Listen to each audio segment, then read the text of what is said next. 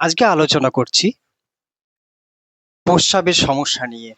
প্রস্রাব করার আগে ও পরে এই ৯টি ভুল করবেন না। আপনার কিডনি ধীরে ধীরে খারাপ হয়ে যেতে পারে। এগুলো হচ্ছে সাইলেন্ট কিলার। একদিনে আপনার সমস্যা দেখা দিবে না, ধীরে ধীরে আপনার সমস্যা দেখা দিবে। তো প্রস্রাব করার পরে জল পান করবেন না, সঙ্গে সঙ্গে এসে আপনি জল পান করবেন না। এতে আপনার কি হবে, কিডনির সমস্যা হতে পারে, কিডনিতে পাথর জন্মাতে পারে। প্রস্রাব আটকে রাখবেন না, প্রস্রাবে এতে জ্বলন হতে পারে, হাত পা ফুলে যেতে পারে। প্রস্রাব বেশি জোর করে আপনি আটকে রাখবেন না, এতে কি হবে, প্রোস্টেট গ্ল্যান্ডের আপনার ক্ষতি হতে পারে। প্রস্রাবের পরে কুলকুচি করবেন না, এতে বারবার প্রস্রাব হওয়ার সম্ভাবনা হতে পারে।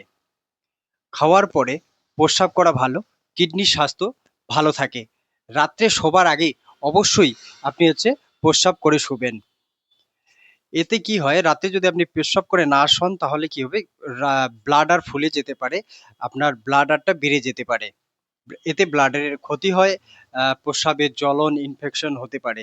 আপনার প্রস্রাবে কি থাকে, কেমিক্যাল আছে, ইউরিক অ্যাসিড আছে, ইউরিয়া আছে, বিভিন্ন কেমিক্যাল আছে। এই কেমিক্যালগুলো আপনি যত বেশি যদি পেশাব আটকে রাখেন তাহলে সমস্যা দেখা দিতে পারে।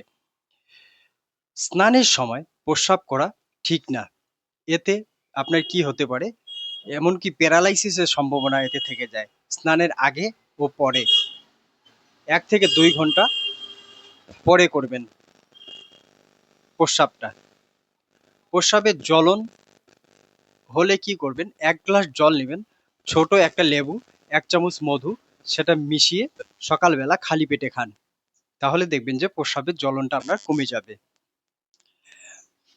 আর একটা কাজ করবেন, যেটা হচ্ছে বাজারে জাঙ্ক ফুড, ফাস্ট ফুড, এগুলো পরিমাণ মতো আপনি না খেলেও, আপনার যদি না খান তবুও ভালো।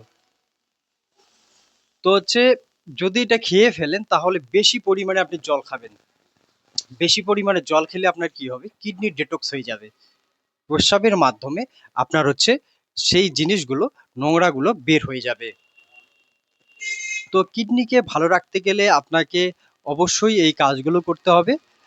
আর যদি কিডনিকে ভালো রাখতে চান, সবসময় কিডনিকে ভালো রাখতে চান, তাহলে গক্ষুর কাঁটা, আমি বারবার এই ভিডিওটা বানিয়েছিলাম, গক্ষুর কাঁটা আপনি বাজার থেকে ১০০ গ্রাম নেবেন। সেটা মাসের মধ্যে সপ্তাহে আপনি ১ দিন করে খাবেন। গক্ষুর কাঁটা আপনার ২ থেকে ৩ গ্রাম নেবেন পাউডার, সকালবেলা উষ্ণ গরম জলের সাথে খাবেন। বা ৫ থেকে ১০ গ্রাম রাত্রে ভিজিয়ে রাখলেন কাঁটা সম্পূর্ণ, সেটা আপনি কি করবেন, ২ কাপ জলের মধ্যে ফুটাবেন, ফুটিয়ে ১ কাপ হলে সেই জলটা আপনি খাবেন। এটা কন্টিনিউ করতে থাকেন, দেখবেন যে আপনার সমস্যার সমাধান হয়ে যাবে।